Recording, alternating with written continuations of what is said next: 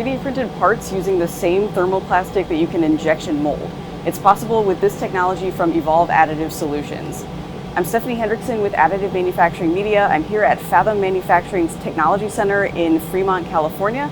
This is one of multiple locations that the company has. Here in Fremont, they have the first Evolve Additive Solutions SVP machine that's being used for commercial applications. This 3D printing technology is based on 2D printing. It is built on the NextPress platform from Kodak, a digital color press designed for high-volume printing of brochures, posters, and other paper products. Evolve's SVP machine uses Selective Thermoplastic Electrophotographic process, or STEP, to layer 2D images printed in polymer rather than ink in order to build up three-dimensional parts.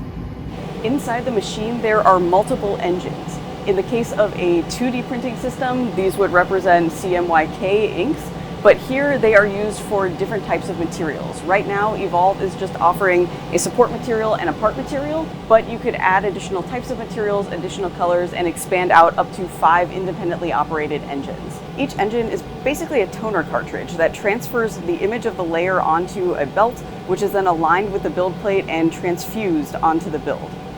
They are depositing both the support material and the part material at the same time, kind of building up a block of parts. The support material acts like a mold. It encases all of the parts, helps to improve the surface finish and get really fine details. Every layer is 13 microns thick, and this machine can print up to a height of a couple of inches. Builds can be done in just a couple of hours.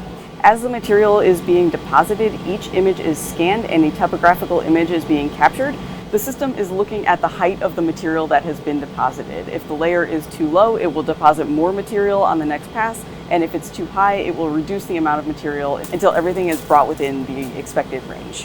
When the build is complete, the entire block is removed. It can be popped off of the build plate, which is then reusable. The entire block goes into a wash station where the support material is removed over a period of a day or so, and the parts are typically ready to go right out of the wash station. Fathom is finding a lot of utility for this system for parts that need fine features, those critical details, and really good surface finish.